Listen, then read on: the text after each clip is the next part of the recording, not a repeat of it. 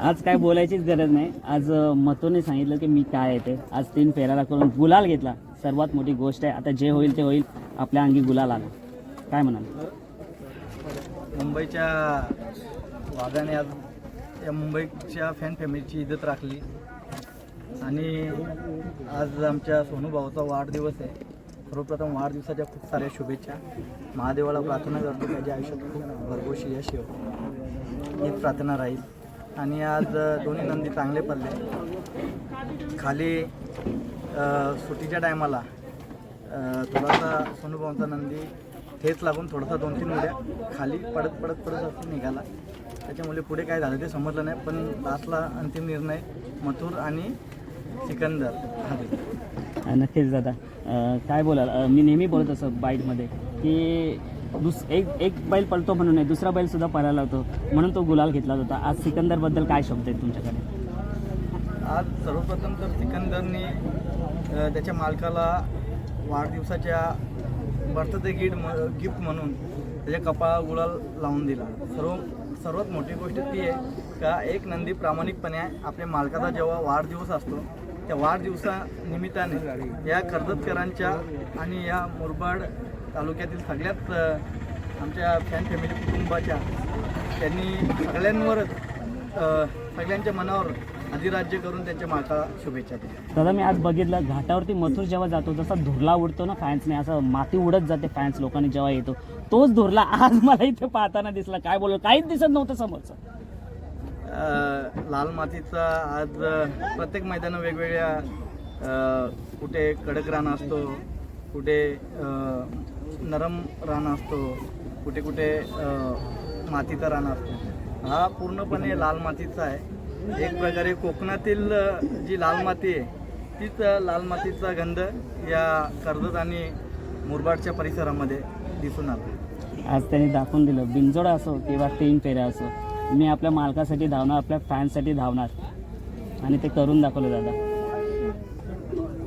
आज हे आमचे छोटे छोटे फॅन्स आहेत, या रे पुरा बारकी पुरा काय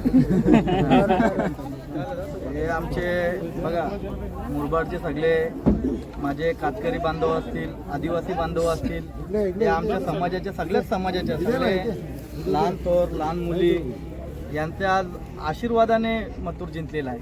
आणि त्याच्या मथुर यांच्या सगळ्यांच्या आशीर्वादाने मथुरने माझ्या कपाळाला आज गुलाल लावून दिला. पाठीमागच्या मैदानामध्ये गट झाला आणि त्याच्यानंतर मैदान बंद पडला. मुंबईमध्ये पहिलंच मैदान होता तेव्हा. आज बहुतेक आज फाट्या होत्या, याच फाट्या होत्या. आज त्याच फाटीवर आज फायनलला राहिलो, त्याच्यामध्ये खूप आनंद आहे. म्हणून तर दादा दिलदार मनाचा व्यक्तिमत्व तुम्ही या लोकांमध्ये, या लहान मुलांमध्ये फेमस आहे. आज गट पास झाला तेव्हा होता, आम्ही आलो होतो, पण तेव्हा पण बाईट नाही घेतली कारण का तुमचे फॅन्स एवढे होते, ते फोटो घेण्यातच तो वेळ गेला. काय म्हणाल? काय असतं माहिती आहे का, यूट्यूबवर तुम्ही आहेत, तुम्हाला एक छोटासा आव्हान करतो. कधी प्रत्येक टायमाला तुम्ही लोक बाईट घ्यायला येत असता, पण त्या टायमाला गट पास झाल्यानंतर बोलायचं काय ते विचार पडतं. सेमी पास झाल्यानंतर कमीत कमी आपल्या गुलालाचा जो आनंद असतो तो आपण व्यक्त करत असतो. 100% फायनल झाल्यानंतर विषय संपून जातो. नक्कीच असं होतं. पण गटाला काय बोलायला कळतच नाही, काय बोलायला पाहिजे, म्हणून ते गटाच्या टायमाला मला काय बोलायला जमत नाही. दादा, मस्त नियोजन होतं. कसं काय झालं हा नियोजन? सोनू भाऊनी एक कॉल केला आणि अविनाश भाऊनी, DSP वाले अविनाश भाऊ आहेत. कधी DSP ग्रुपचा आम्ही शब्द कधी आत्तापर्यंत तरी या बैलगाडा क्षेत्रामध्ये मी टाळला नाही. आवी भाऊचा माझ्यावर खूप प्रेम आहे, एक मोठ्या भावासारखा. त्यांच्या शब्दाला मान देऊन सोनू भाऊंच्या वाढदिवसानिमित्ताने दोन्ही नंदींनी त्यांना आज कपाळाला गुलाल लावून खूप साऱ्या शुभेच्छा दिल्या. आता इताळ्याच्या मैदानात मागच्या वेळेस स्पीडपासून वंचित राहिला, कारण तिथेही आपला मथुर होता गुलाल. आता यावेळेस स्विफ्ट आहे, स्पीड नाही, तर स्विफ्टसाठी कसं नियोजन, काय प्रयत्न असतो? आम्हाला स्विफ्ट वगैरे काय नको, आम्हाला कपाळाला गुलाल लागला त्याच्यामध्येच आमची खुशी असते. आमची जी फॅन फॅमिली कुटुंब आहे ते जेव्हा खुश होतात त्यांच्या आनंदामध्ये आमचा आनंद असतो. नक्कीच कोणत्याही प्रकारची लालत नाही, कोणत्याही गोष्टीची लालत नाही. दादा, आता आपले ते एलियनची खरेदी झाली, तुझी मोठी खरेदी झाली, बोला ना एलियनबद्दल. एलियन हा नंदी नाशिकमध्ये उजव्या खांद्याने घोड्यामध्ये 1 नंबरमध्ये पाहायचा. त्यांनी त्याचं अस्तित्व एकदम इस्पिकच्या एक्क्यासारखं बनवून ठेवला होता नाशिक जिल्ह्यामध्ये. तर मुंबईमध्ये सुद्धा जेव्हा मला खरेदी करायची होती तेव्हा सोनू भाऊंच्या प्रेमाखातीर आणि जे आपले पुण्याचे पवन भाऊ या दोन्ही मालकांनी माझ्यावर अतिशय प्रेम दाखवून एलियन नंदी माझ्या दावणीला दिला आणि मी त्यांचा खूप ऋणी असेल, कारण की एक नाशिकला मला एक माझा भाऊ भेटला, एक मला पुण्याला भाऊ भेटला. पुण्याचे जे भाऊ आहेत आणि नाशिकचे जे भाऊ आहेत सोनू भाऊ आणि पवन भाऊ यांचा खूप खूप आभारी आहे मी. खूप त्रास झाला व्यवहार करताना, खूप द्वेष आले. चांगलं काम करताना नेहमीच अपोजिशनवाले नेहमी काही ना काही कांडी करत असतात, ठीक आहे, पण त्यांना माझ्याकडून शुभेच्छा असतील प्रत्येक वेळी. मला जे जनतेने दिलेलं प्रेम आहे, आशीर्वाद आहे, त्या आशीर्वादाने माझं जे काम आहे माझ्या मथुरच्या आशीर्वादाने ते योग्य प्रकारे त्यांच्या आशीर्वादाने एकदम कधी कोणत्याही प्रकारचा अडथळा निर्माण झाला तरी तो टाळला जातो. आता फॅनची अशी इच्छा, एलियन कधी दिसेल मुंबईला बिनजोडला? अरे रोजच दिसेल.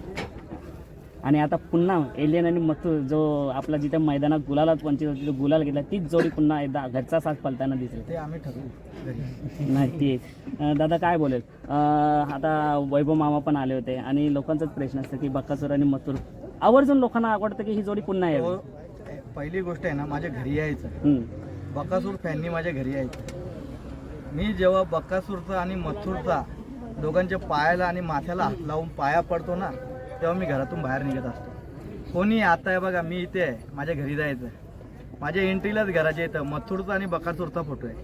दोन्ही माझ्यासाठी देव आहेत आणि त्याच्यामुळे हे आमचे घरचे नंदी आहेत. वैभव मामा झाला, मोहिल झाला, हे माझे भावंडे आहेत.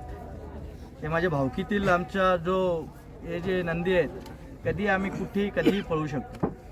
कधी हे दोन्ही नंदी आहेत ना, हे कोणालाही ठासून ठोकू शकतात, एवढी धमक दोघांच्यात आहे.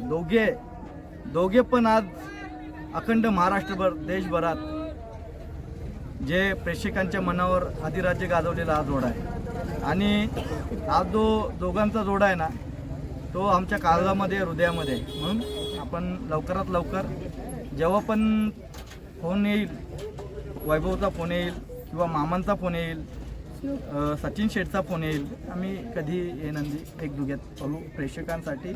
आणि सगळ्यांच्या आशीर्वाद आणि प्रेमापोटी हारजीत होत असते, पण सगळ्यांना त्या दोघे नंदी पळून जे आनंद भेटून ना बघायला, तो पुन्हा एकदा आम्हाला बघायचा.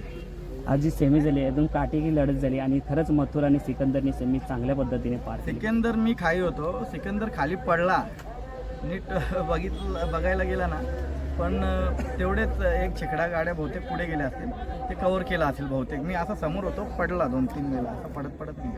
गिर के उठ के जितने वालों पे ही सिकंदर कहते हैं. काय बोला? सिकंदर. नक्कीच. जय श्रीराम, जय शिवराय, जय माता.